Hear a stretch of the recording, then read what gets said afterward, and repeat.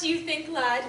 Is it not the most wonderful, indeed, the most delightful tree of any Christmas anywhere? Well, Yes. Yes? it is most original. Faint praise. We may not, sir, have the largest goose, nor an amplitude of gifts, but we have, beyond argument, the most glorious tree. Oh dear.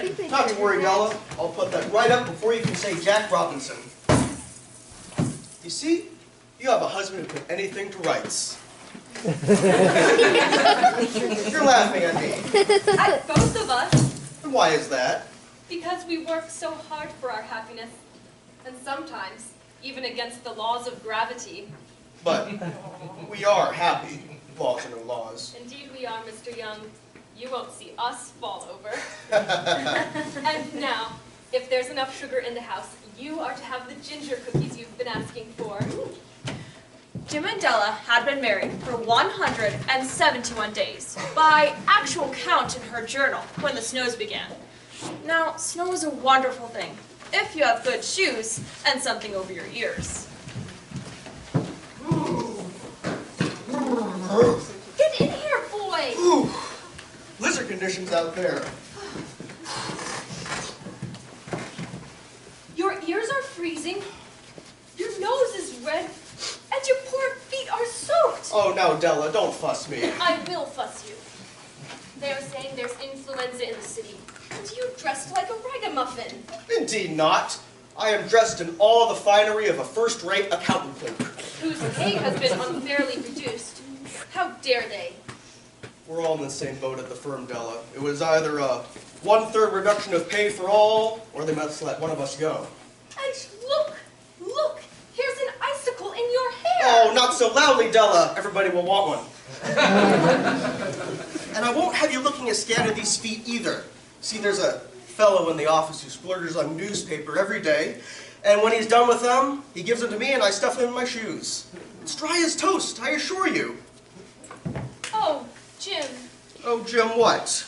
It's not right for you to be going about with newspaper in your shoes. It makes me sad. It really does. Oh, now I won't have that. If I don't see a smile, I won't share my feast. A feast, Jim? Yes, close your eyes. A smile, please. Oh, that's better. Now, if you open your mouth, you shall have something wonderful indeed.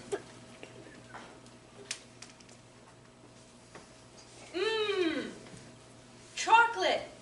I haven't had chocolate in ages. And now for me. Heavenly. You see, Della? Now we needn't waste time or money on dinner, and you can. I can find it. Oh, wow. Read me the latest installment of Mr. Dickens's Great Expectations. But it's damp. Oh, well, that's a small price to pay for my newest invention, readable shoe leather.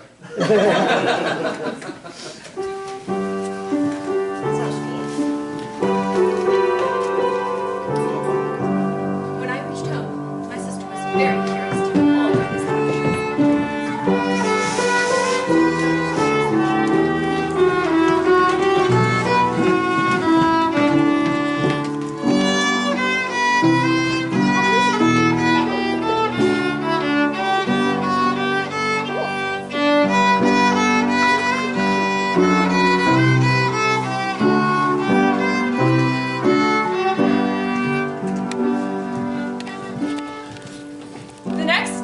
Once Jim had left for work at the accounting firm of Fram and Gilder, Della took a tram, then walked a mile and visited her sister Dot.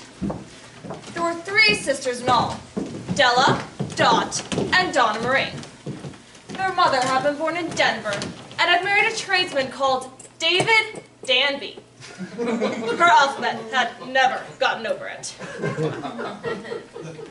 Donna Marie, the hardiest and most adventurous, moved west to a faraway place called Cedar Crest, Utah. I am moving west to a faraway place called Cedar Crest, Utah. Since I will be the best-looking girl there, I intend to marry the richest citizen, have 3 children, and when our roads about in the carriage. And she did. But when are we ever to see you, Donna Marie? Oh, once a decade? Regular as clockwork. You shall barely know I'm gone. Right often. Send marzipan.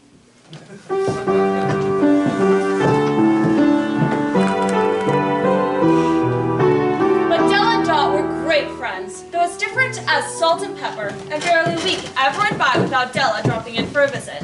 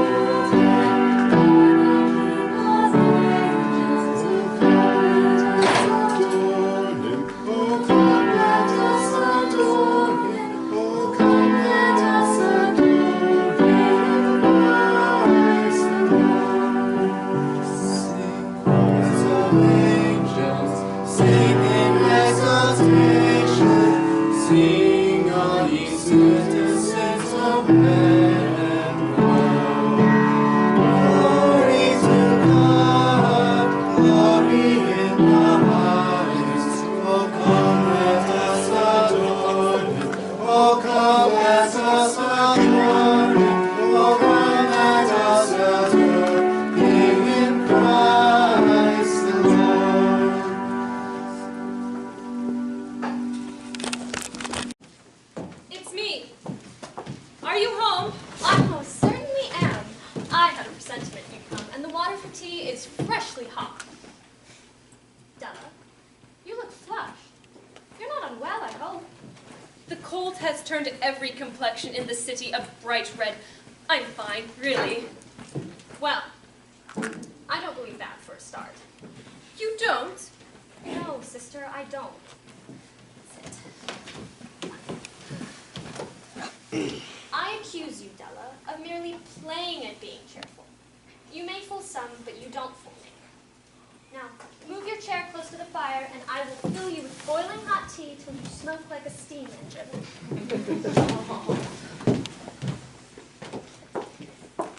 Do you keep fire all afternoon? We do, yes. It must be very costly. Not if you marry well. Oh, hush. But you're right for once, sister. I'm not at all cheerful. I'm worried and fretful and not fit for human companionship. Well, honesty is the best policy. Sick to death of being poor. That's your condition. My dear Jim has now to stuff newspaper in his shoes because of their poor condition. That's terrible, Della. It makes me heartsick and furious, and I'm not sure which the most. Well, you are stubborn as glue. So many opportunities, and you married for love. Not again, Dot. You turned away a successful grocer and a rather handsome dentist. He was 5'3". Do you think he stands on a box to pull teeth? You married for love. No, Della's a dauntless. I did not.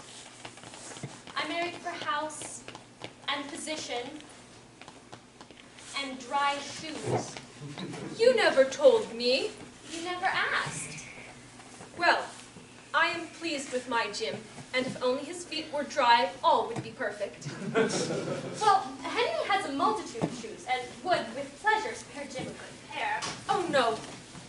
I didn't come to beg. Pray don't think that of me. Oh, Della, I don't. I must go. Now I've upset you. Jim's off early on Thursdays. Della, I have to ask. You will have Christmas, won't you? What do you mean? Have you the money to buy Jim a present? Yes, I do. You will be proud of me at last. I've saved on groceries all the year and taken in a bit of laundry. You're not doing laundry, Della? Don't tell Jim. Please. He would feel put down. But I have a jam jar of money to turn into a magnificent present. Really, I must go. Tea was hot as blazes.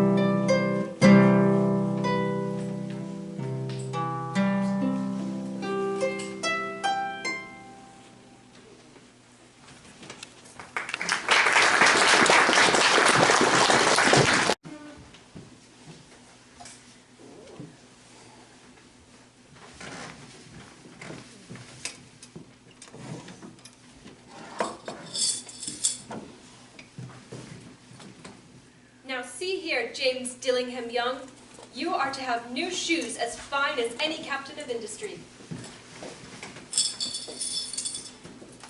5 cents, 9 cents, 14, 24, 27. Who is it? Hurry. Coming.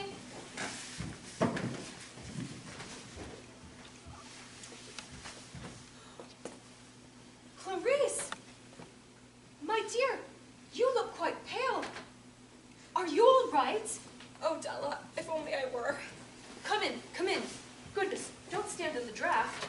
I am mortified to call on you under such circumstances. We are neighbors, Clarice. It is the natural thing. You seem faint. Sit down. A glass of water? If you'd be so kind.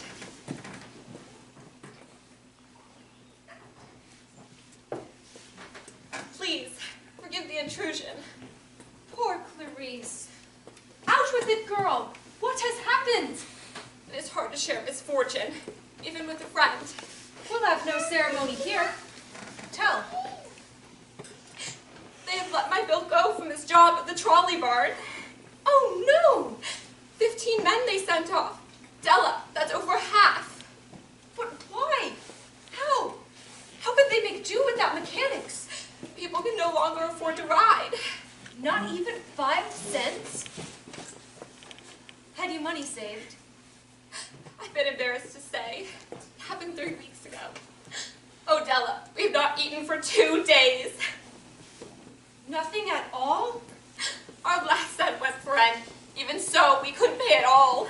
Well, criminy sakes! You must have groceries! I'm sure you have little yourself. Quite wrong. Here, come and see my pirate's treasure. You see? Rich as Croesus, and we shall split the booty like good shipmates. Oh, Della, I couldn't. Indeed you will. There is far more than I need, I assure you. Just enough for bread. Cup your hands, girl. Bread, butter, marmalade, potatoes. Oh, stop. Stop. A chop for Christmas Day, an orange for your stocking, and chocolate to make you smile again. Please, stop. That's far more than half, Della. Balderdash. I don't know when I can repay you. The more delightful as it will be a surprise. Your Jim is a fortunate man to have found such a generous spirit. Comes with a sharp tongue, though. Actually, it's contrariwise. It is my inestimable luck to have found his good heart. Enough. Hurry. The shops will be closing, and a good meal will cheer Bill up 100-fold. Go! Go!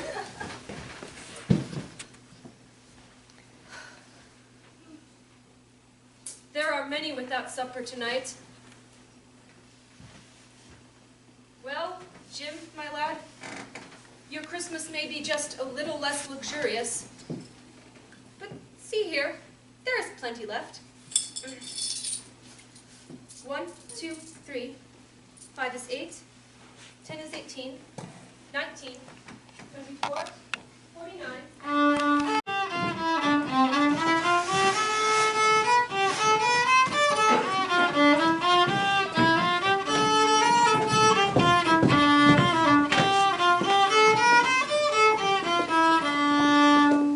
Columns of numbers, columns of numbers. Is there anything more to life than addition?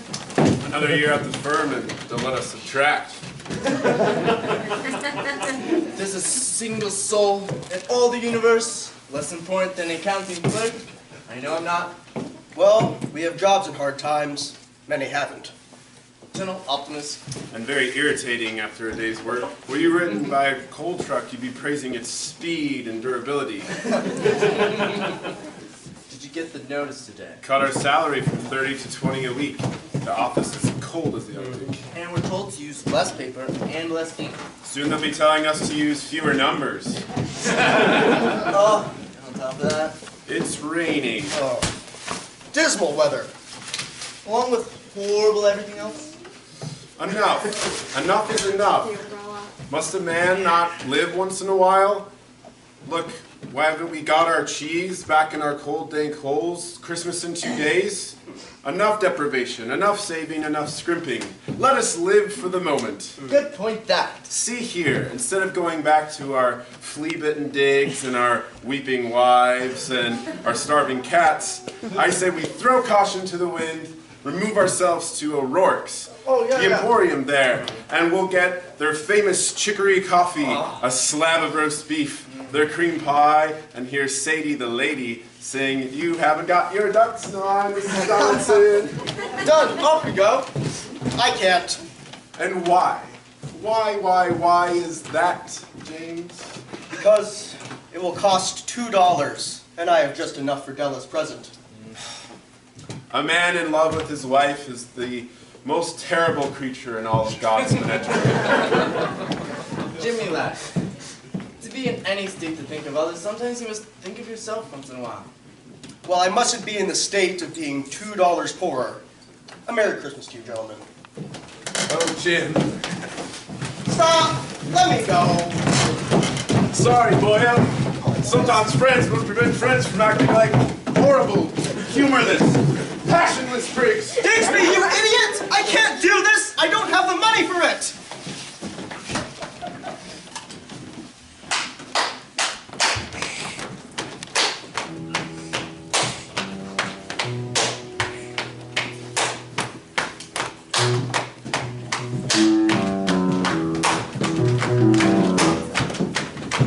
God rest ye merry gentlemen, let nothing you dismay. Remember Christ our Savior was born on Christmas Day to save us all from Satan's power when we were gone astray. Oh, tidings of comfort and joy, comfort and joy.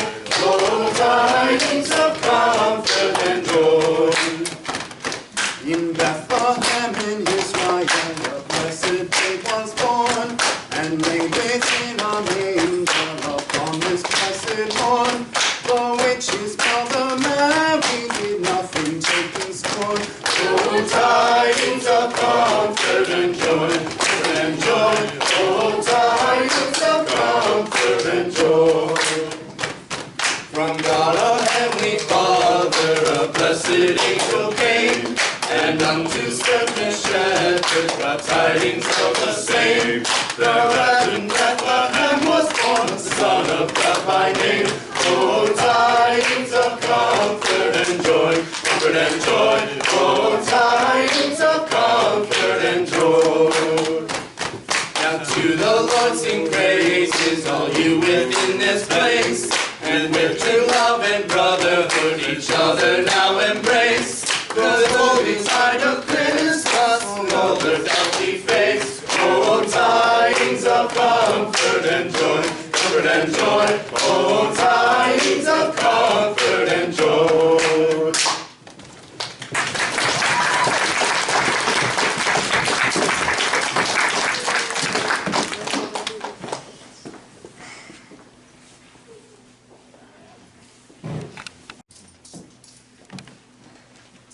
$1.87? No, $1.70, 75, 6, 7, 8, 9, $1.80, $1.85, 6, 7, $1.87. Surely that can't be all, though I've counted it twice. Perhaps I did give Clarice half, but I've saved every penny for months with this result. What sort of Christmas can I make for Jim with this amount? I've been counting on cheering him up as he deserves. What a fool I've been! What a fool! And thus, Mrs. Young and Miss Young separately. How could I be such an idiot? A king's ransom for some overdone beef. And desperately had to give the romantic dreams of young love and face the cold, hard facts of cold, hard cash. $1, $1.10, 20, 30, 35, 6, 7, 8. Wait. Oh, a nickel and a penny. $1.46. Criminy, what have I done? Spent 3 times that amount on a dinner I couldn't afford? Why did I listen to them? Poor Della. What of her Christmas? Oh, what a miserable, thoughtless, self-serving, heartless creature I am. What on earth can be done? And so, on a dreary day preceding Christmas Eve, Della sat with her head in her hands, and her husband Jim made his way home in a driving rain, his umbrella forgotten in O'Rourke's Emporium, his head bowed, and his hands deep in his pockets. Terrible wet night, sir. Hey, care to share my umbrella? Oh, no thank you, madam. Truth be told, I'd rather hope I drown. Ah, keen wit, sir. Well, it's nice to meet a fella that can laugh at himself when he's, wet. The unforgivable monster returns home.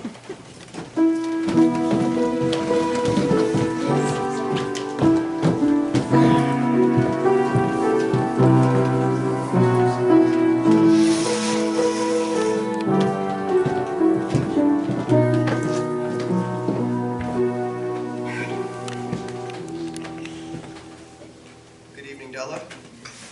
Good evening, Jim. Della, you've been crying. Oh, please don't tell me you've been crying. Crying? Oh, of course I haven't. Why on earth would I be crying? Well, actually I have. By heavens, you're soaking wet! Where on earth is your umbrella? That's finishing my cream pie at O'Rourke's. Empty those pockets immediately. And then divest yourself, sir, and get straight into your nightshirt. But why have you been crying? Your grandfather's watch. The dearest thing you have. Oh, Jim, you don't think water's gotten in the works? Well, that would be a fine reward for me being a perfect idiot. Is it all right?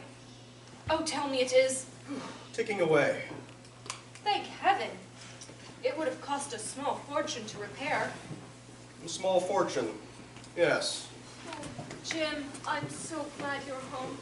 I have so much to tell you. And I you. What? Well, you have the most beautiful hair in the world. Oh, Jim, don't flatter. I'm a terrible, terrible person. No, Della. I am a terrible person. No, I am. No, really, I am. Why are you a terrible person? At this moment, we must ring down the covering curtain of marital privacy, as each revealed to the other their very terrible financial missteps, which had called all of Christmas into question. Tears were shed, and the evening ended on a note of melancholy quite unsuitable to the season.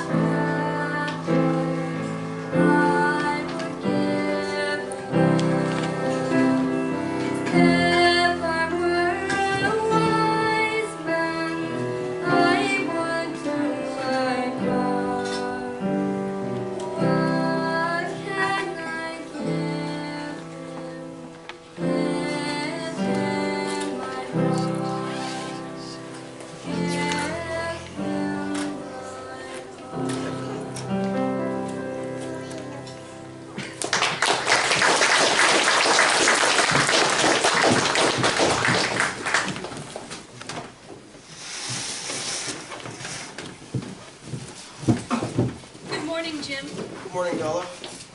I'm so sorry about last night. It's a new day. Goodness, you'll be late for work. We have another day given for Christmas, though if you ask me, it's to save the for money and not simple goodwill. I must be off, though. I have certain necessities I must attend to. My situation exactly. You too have certain necessities?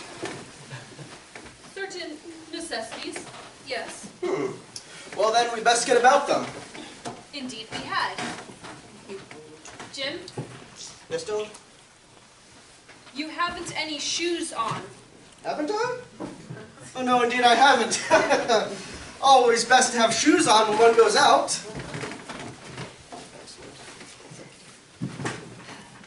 Jim, What? I've been thinking that Christmas isn't really about presents. Absolutely. My thoughts exactly. So, if our gifts to each other were very, very small, why, would that be more in keeping with the spirit? Yes. I see your point. You do, really. Yes. Clear as a bell. Oh, almost forgot my watch. Jim, More in keeping with the spirit. Well put, Della. where are you off to? Off to? You're asking me where I'm off to? Yes? Jim? I don't know. Well, that's not true. I do know, it's just that I cannot say, or in this case, if I could say, well, saying would just... Jim? Yes? Go. Where? Jim? Oh, right, yes. Certain necessities and more in keeping with the spirit. I'll be back faster than lightning reveals a rabbit in the park.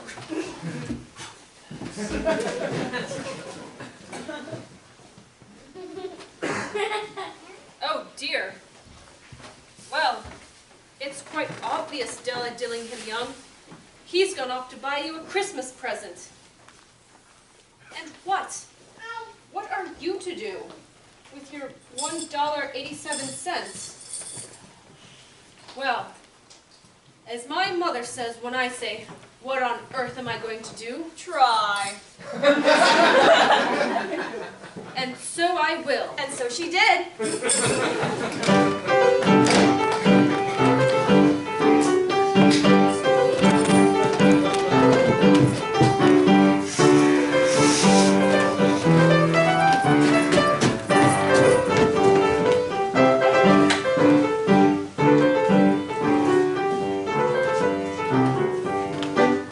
Della found herself among busy, merry crowds, who even in hard times were bent on making the holiday a special one, even if it meant only window shopping instead of buying. Happy holiday, miss. I hope so. Thank you.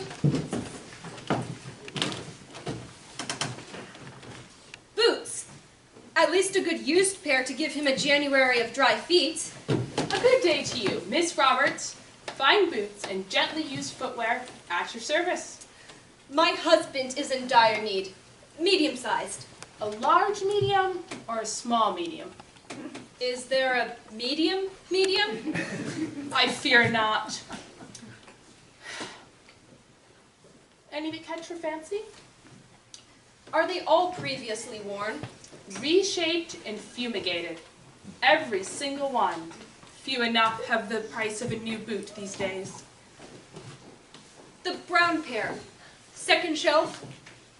A bargain at $3.10. The black pair with a square toe. Give it to you for $2.50. The gray pair. $4, miss. Sorry, miss.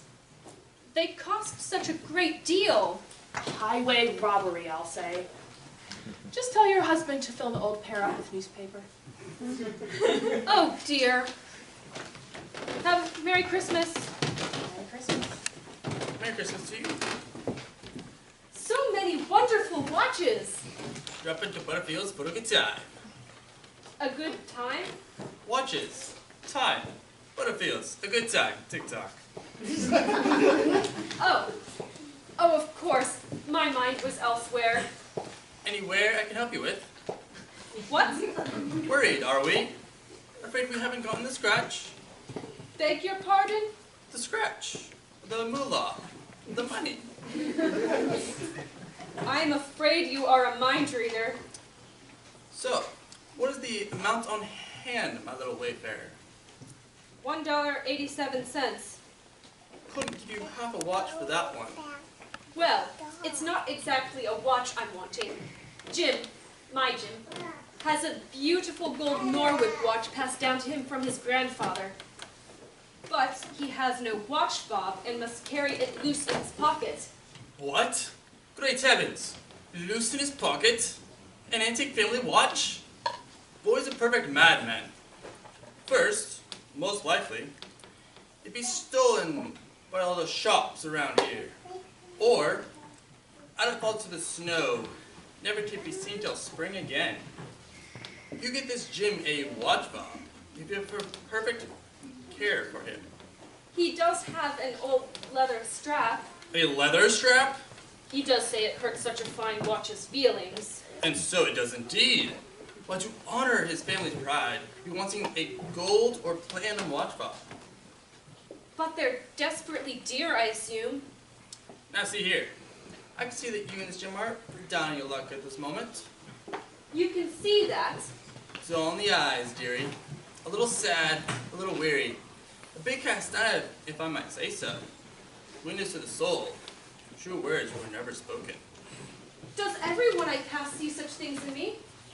During hard times, people don't look at each other. Shopkeeper looks, though. How much would a gold fob be then? During circumstances, I go gold 25, platinum 23.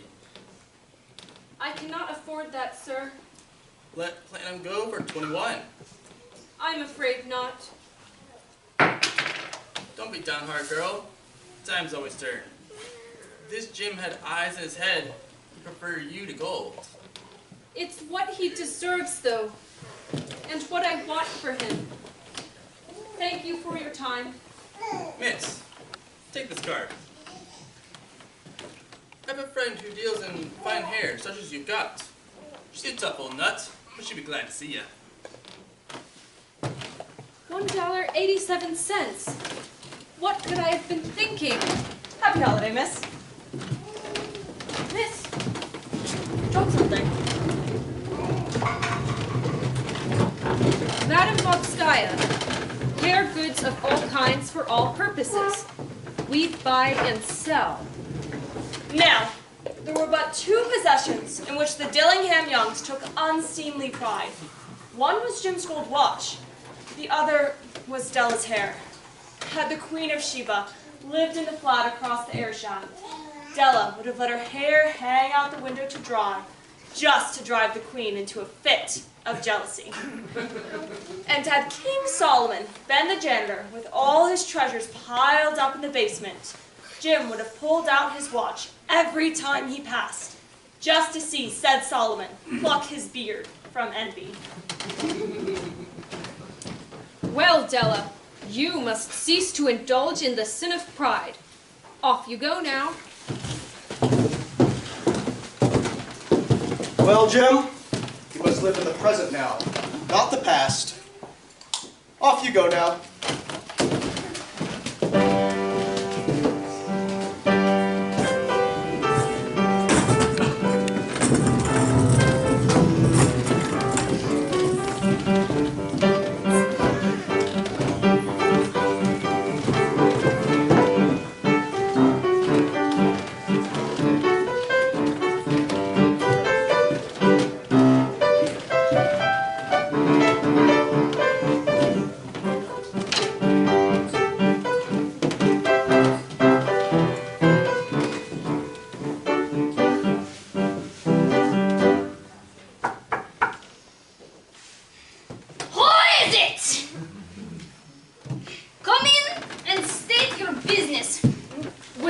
Madame Vodskaya's. Does it not say so on the brass plate on the door? Please excuse me. I fear my nerves have gotten the best It of is me. your hair and not your nerves I am interested in. Step into the light.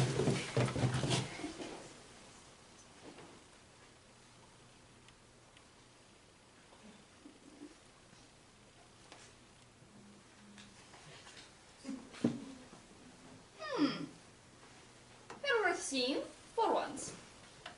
Good color. Good texture. Sit down. I will chop it off. Well, you see, I do see. the reason I've come is... Quite. Tragic.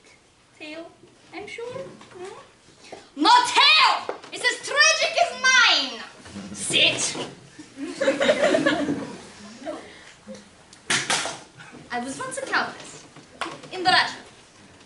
My husband was killed by a wild boar. Revolutionaries threw me out of a second-story window and into a snowbank. I walked hundreds of miles without shoes to the border. My beloved Afghan hounds were eaten by wolves during the journey, during which I had to amputate my leg with a hatchet and eat grasshoppers raw. Oh dear. So do not insult me with your tragic tale. I won't. So, don't waste my time! I have a temper. I want to sell my hair. No. You do not want to sell your hair. You do this for some men. Men are the scum of the earth. I have killed 2 men. One of them I shot in a duel, and the other one I strangled with a silk scarf.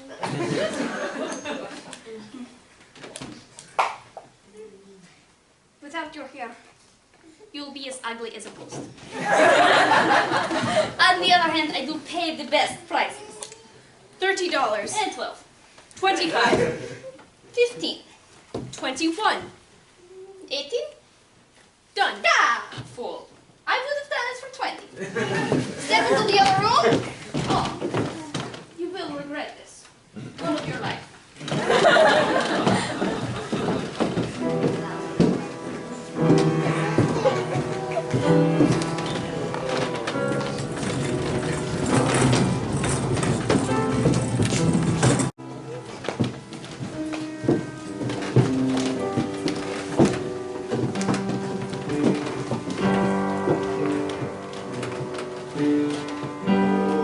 Holy night, the stars are brightly shining.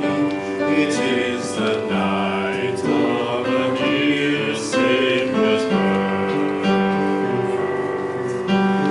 Long lay the world in sin and error pining, till He appeared and the soul felt its worth.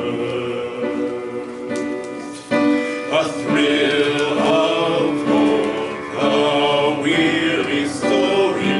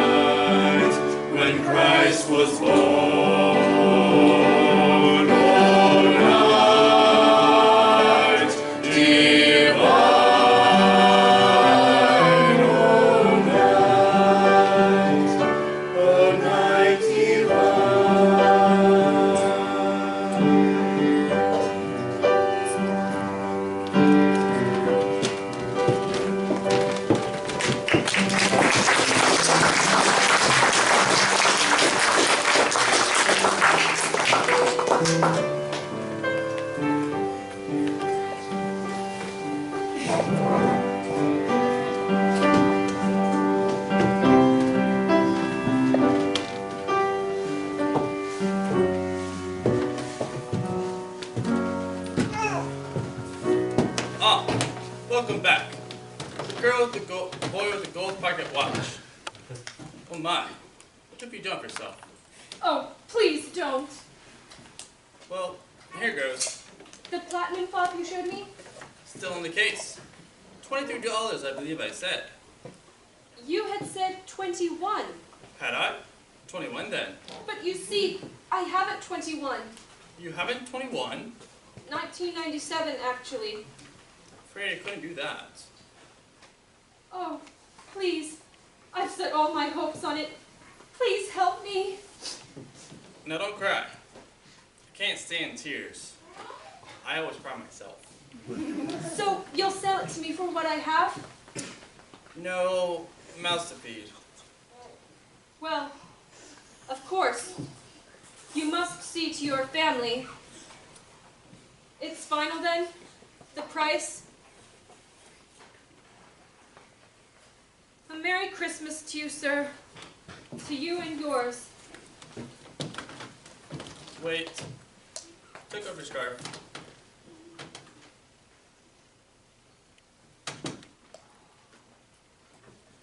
Oh my. You look like a plucked chicken.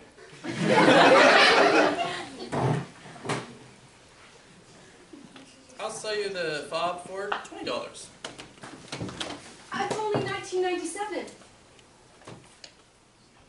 You can have it. Thank you. Thank you. Thank you.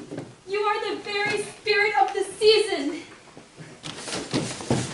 May the Lord help you when he sees you. I hope the lad is worth it.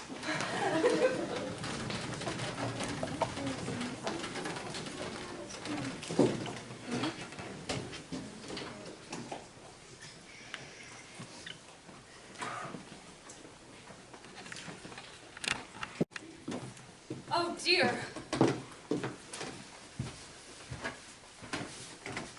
Oh my.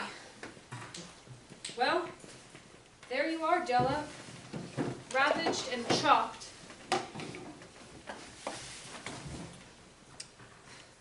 Could anyone love this? Even Jim? If Jim doesn't kill me before he takes a second look at me, he'll say I look like a Coney Island chorus girl. What? What could I do? Who is it? Clarice. Come in. Come in, Clarice. Della, I'm terribly sorry. I thought Della... I'm Clarice. You must be your sister Dot. She speaks of you so often. I only came to return some money she lent me. My husband found work and... I'm so sorry. I don't mean to chatter. Please, tell Della I dropped by if you'll be so kind. So nice meeting you. Ta-ta.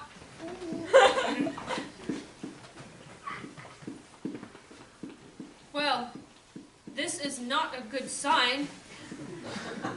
I didn't mean to become someone else. I only meant to buy Jim a gift that honors him. Horrible. What on earth am I to do? Well, Mrs. Young, I have accomplished the certain necessities we spoke of in very high style, if I do say so myself. Well, Jim, you must say something. Something. I'm saying something. Oh, Jim, is it unforgivable? I really must say something. Yes, please. Please do. You haven't any hair. I know. On your head. No hair. I know. Where did your hair go? I'll tell you. Yes, because on your head there is no hair. Up there, your hair, it's bare. Wait. Jim, don't look at me that way. I sold my hair because I couldn't live through Christmas without giving you a present. But your hair. It grows awfully fast, Jim. Really, it does. Before you know it, I'll have... Hair? Yes. On your head. Yes. Say Merry Christmas, Jim, and let's be happy. For I've a wonderful gift for you. You cut your hair. Wake up, boy! It's sold, I tell you. Sold at Marital's fine hair goods. She is a Russian countess whose dogs were eaten by wolves, and she cut off her leg with a hatchet. That's nice. It's Christmas Eve, boy.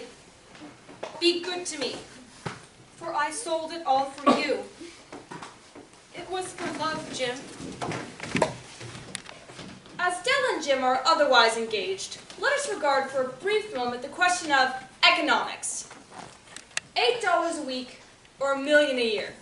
Does any sum add up to happiness? And if not, must we always be counting?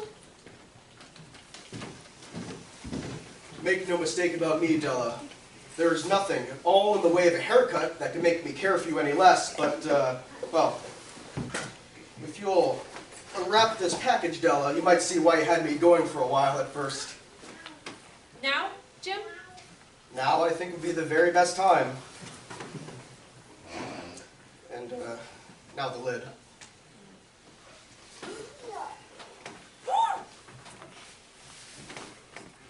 The combs! The combs for my hair that I worshipped so long in the Broadway window.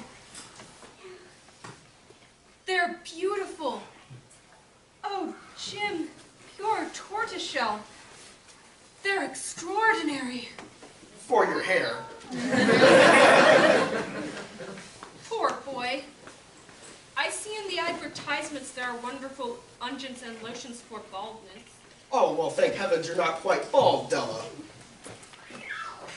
I will concentrate on growing hair both night and day, Jim. Sometimes it's best fun to wait for the perfect moment, boy. And now you shall have a fine present to equal them. Open it, James Dillingham Young. Open it and be amazed. A watch fob. Yes, A very, very remarkable, unequaled, and extraordinary watch fob. isn't it dandy, Jim? I hunted all over town in search of it.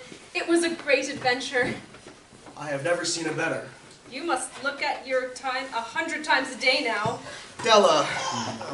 Give me your watch. I've been waiting and waiting to put it on. Della. Come sit with me, Della. But Oh, come sit with me. Now, this is the best present. And let's put away our Christmas gifts for a while. They're just much too nice to use at the present. Jim. Oh, shh. I'll tell you a Christmas story. There once was a beautiful princess with flowing waves of splendid hair, almost down to her knees. And she ran away from a very fine palace to marry a, well, let's just say an impecunious woodsman. They lived in a small and badly ventilated cottage on the east side of the forest. They were poor but unimaginably happy. So, at Christmas, with the coin of the realm being in short supply, the princess sacrificed and sold her royal hair to buy the down-at-his-heels woodsman a watch fob, while he, the head-over-heels-in-love woodsman, sold his watch to buy his one true love a pair of tortoiseshell combs for her hair. Oh, Jim! Oh, no! Well, now, Della, of course, it's only a story. But it's a good story, I think. For while there will always be more hair and more watches in the world, there will never be anybody I care for as much as you. Or I, you. The Magi, as you know, were wise men, wonderfully wise men, who brought gifts to the newborn Christ child. They were the first to give Christmas gifts. Being wise, their gifts were doubtless wise ones. And here, I have told you the story of two children who were not wise. Each sold the most valuable thing he owned in order to buy a gift for the other. But let me speak a last word to the wise of these days. Of all who give gifts, these two were the most wise. Of all who give and receive gifts, such as they are the most wise. Everywhere, they are the wise ones. They are the Magi.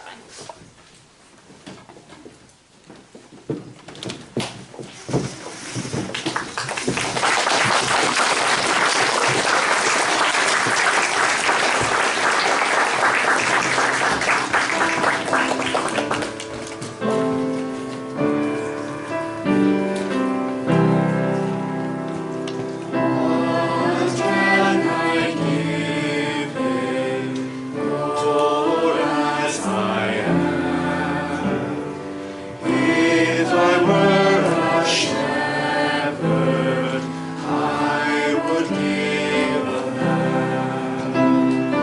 If I were a wise man, I would do my part. What can I give in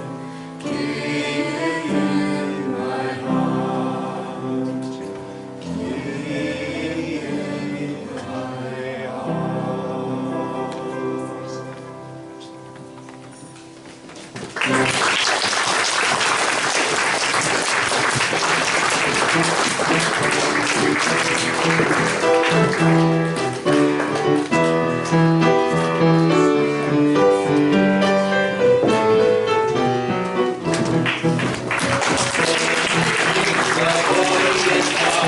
Bearing gifts, we traversed the park.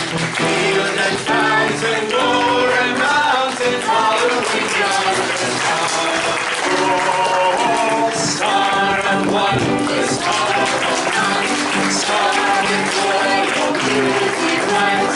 Westward leading, still proceeding, guide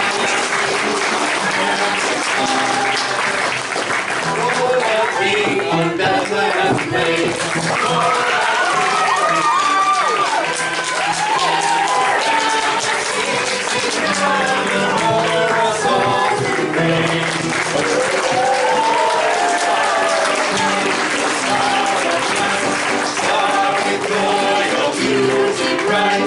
Westward leading, still proceeding, guide us to thy perfect light.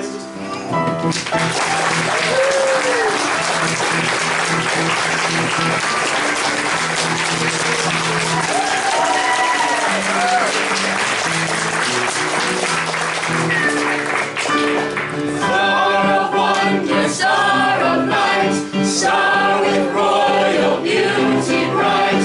Westward leading, still proceeding, guide us to thy perfect light.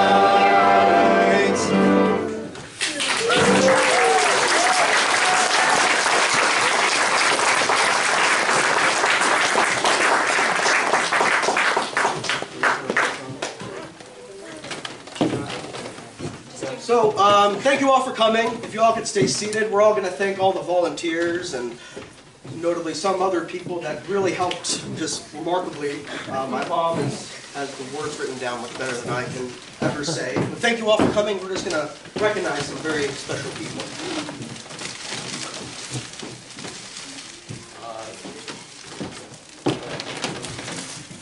Thank you all. We had a lot of volunteers to make a show like this take off the ground, but we have some key leaders here that we just want to recognize and honor them because they say the best gift you give to someone is a gift of yourself. And as you know, the Christmas season is so busy for many of us, family, friends, getting together, cooking, especially if you're moms. But we've got some great moms that just stood in the gap and just gave a lot of their time and attention. And so we want to make sure we thank them properly. So we want to get Polly and Joan up here to thank their mother, production designer, Mrs. Regina Smitty.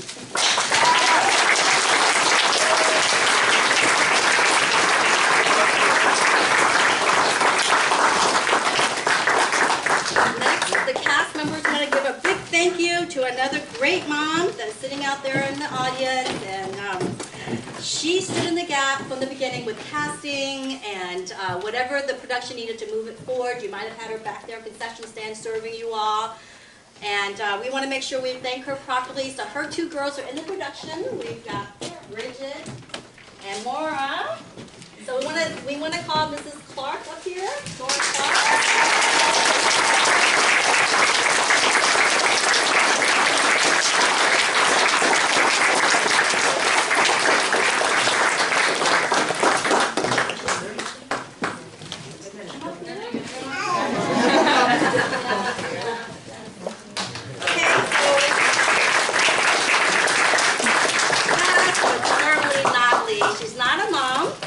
She's been a great apostle for Christ because during this busy Christmas season, she gave so much of her time and heart to this production. As you all know, something like this doesn't happen without somebody just taking leadership, and boy, She's hardworking, she's talented, you all heard her on the harp, and then of course she stepped in to fill in some of the roles. Please help us welcome thank Miss Bridget Slacky.